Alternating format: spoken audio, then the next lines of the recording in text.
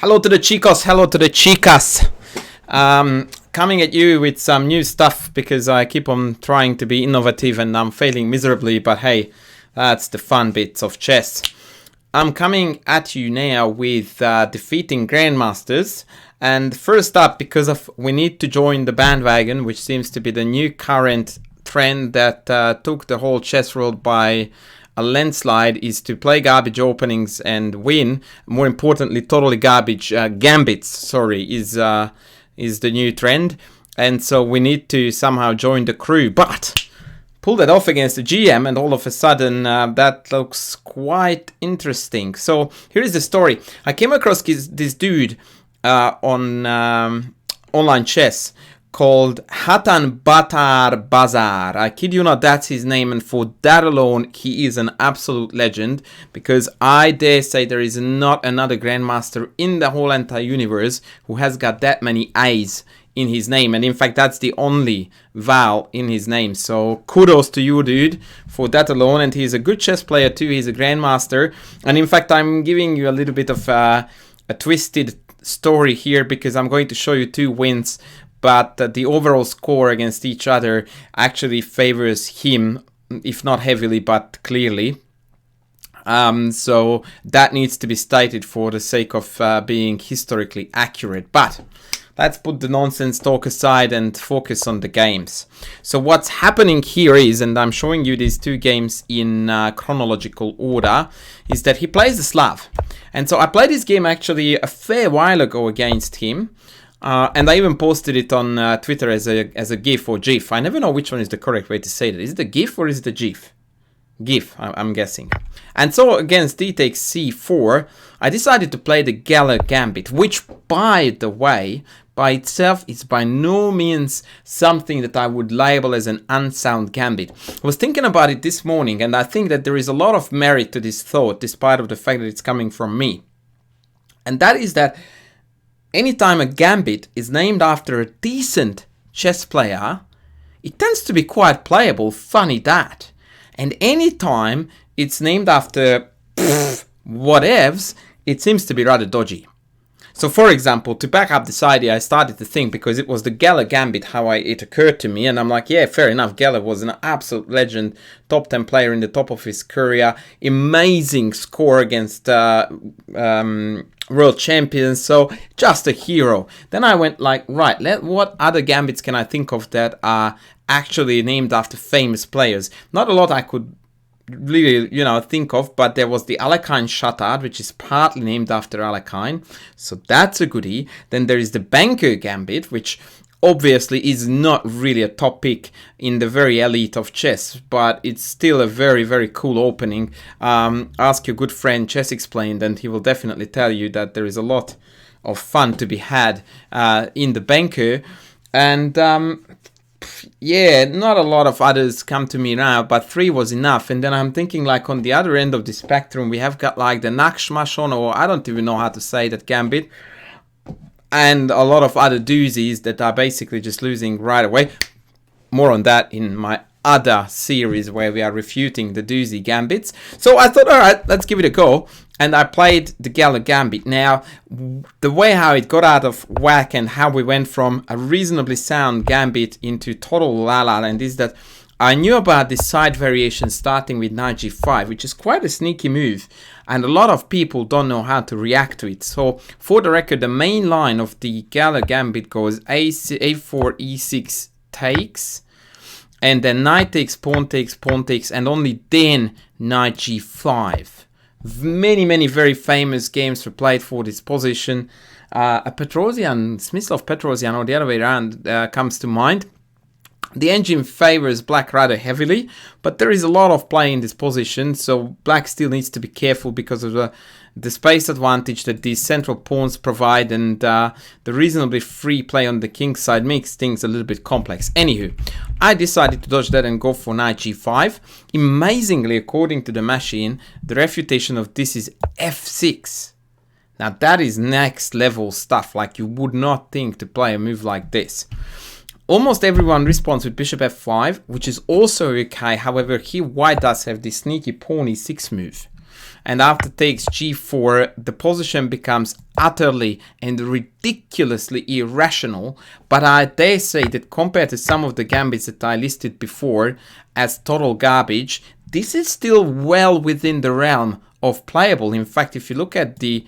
Did I put the analysis up? Yeah, you can see the analysis. It's dead 0-0. With a position where the only assessment you wouldn't think of is equal. No way, Jose. So this is fun. This is good stuff. This is a good way to play. Now, the way how I chose to throw the spanner in the works and make it a total doozy, and only this is the point where it becomes irrational and in fact silly, is that I chucked this piece away. And when I first played it, I played it on some sort of vague memory that bishop f5 is actually a wrong move because of this sack. Now, nothing is further from the truth. In fact, this is borderline blunderous. So now after king takes, the idea, of course, is queen f3, pinning the bishop. And when I played it first, and I will shut down the engine now because I want some fun for you to be had too, I was thinking, because if you want to figure out the refutation, I don't want you to see it. So when I was playing the game, I was fully thinking to myself that this is getting insanely close to a very, very dangerous attack. And I was thinking to myself that king e6 seems to be the only attempt to keep the peace. And then my thinking here was that after g4, bishop g6, bishop h3, we are in an extremely quirky, weird setup where g5 is essentially a mate threat. For all intents and purposes, it is one. And the only move that refutes it is king d7, or rather not refutes it, sorry, that's a terrible word to use. The only one that actually survives it is king d7, and then after knight d5, carnage on the long diagonal is inevitable and white is winning. And I was fully convinced when this occurred, and the game actually followed e6. And after g4, white has quite sufficient play here for the pawn or pawns, because the black king is very, very exposed. Only after this game did I figure out the beautiful, beautiful refutation of this concept. Quite deep and very unexpected. So if you want to figure it out yourself, then pause the video here. The refutation is the fabulous king e6 followed by bishop c2. And the genius of this move, because of course you will ask the same that I have, what's the difference between bishop here and bishop here? Well, there is a difference, and that is that after bishop h3, black has the extremely annoying g6, and now g5 is met by bishop f5. And black managed to keep it together, and white is dead lost. Amazing stuff. So compare that to bishop g6, bishop h3, where black can't gain control of the f5 square no matter what, and so g5 check next wins. Anyway, my GM opponent, instead he went e6. I instantly jumped on the bishop with g4, g6 I took, and he took back this way. Note that this is instant disaster owing to the check followed by check here or check here depending on the location of the black king, but neither is tenable, and so he chose to take back like so. The problem with this now, however, is that the d5 knight does not have sufficient backups, and so I can start now bruising along the long diagonal. And so now after what I thought was best to take, I can break through with d5. The knight can never move because of c6 is hanging. It's just an awful mess. Let's go back actually to see if I did it well. Yeah. So he plays king e6. Really, I mean, this is asking for trouble. And again, I played a move that I'm very proud of, and I was very, very happy that I actually did do it. And I played bishop g5 here. A really, really tricky move with the idea that if they take, then after knight d5 again the position collapses. And I followed it up with another very tricky move. I'm quite proud of this game in case you can't tell. And that was bishop no, that wasn't it. Bishop f6 first. That was an epic anticlimactic moment. So now takes again, and I break through. So he chose to play rook g8, and now comes the trickery that I was so proud of. Finally, knight e4. I was a very happy camper when I played this move. So now the gambit is fully yielding results in every possible aspect. The idea was, of course, that if takes, then bishop check and then pawn check wins the queen with checks. It's very important because my queen is hanging too. So I have to be careful. And now that I'm saying it, it turns out it's not even winning. Haha. Oops. The genius idea? What a way to destroy me in live YouTubing. Wow. And instead of quiet castles would have been winning. Nah, this has to be good, right? Takes, check, king he check. Please don't tell me it's not working. Takes. What? Oh my god. We just ruined my greatest moment, but at least it's genuine, honest analysis. So here you go. My genius move knight e4 actually foils this whole entire beautiful concept, and castles is the right way to go. So let me understand this. If they go knight a6, rook e... What is my threat? What am I doing? Positional pressure. Wow. Okay, so forget all of this, guys. Knight e4. Well done, me. He plays bishop b4 check. I dodge the check. He goes knight a6, and I go knight g5 checkmate. Forget everything I said before about knight e4. Well, there we go. This is how the computer destroys your greatest moments. I didn't even know that knight e4 wasn't good. I just thought that this was it. Okay, so now we defeat the same GM with the same opening.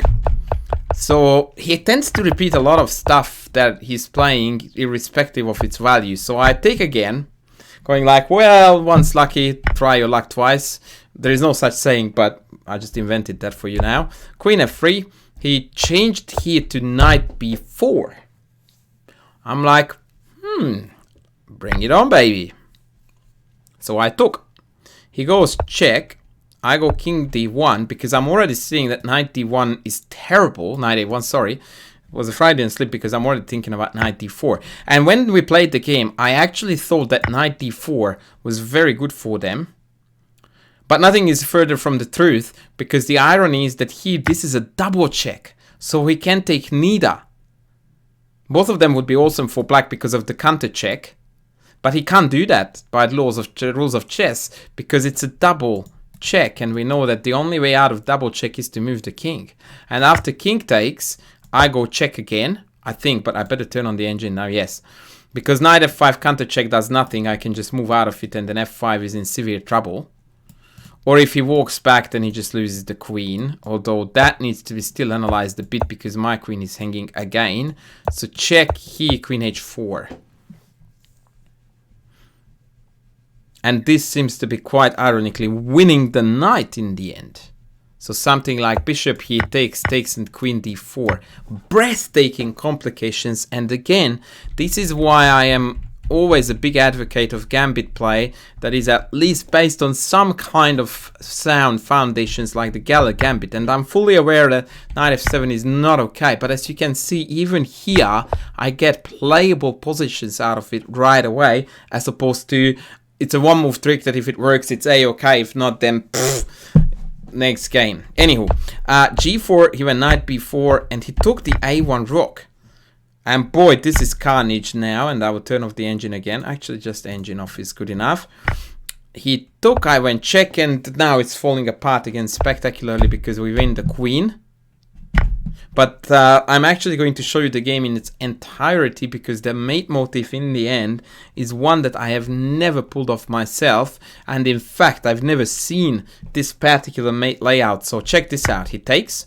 I go queen f5. I was very impressed with this move. I mean, I'm totally winning, but still, I really wanted to finish him off before he could even remotely come close to coming back. So the idea is now check, check, check.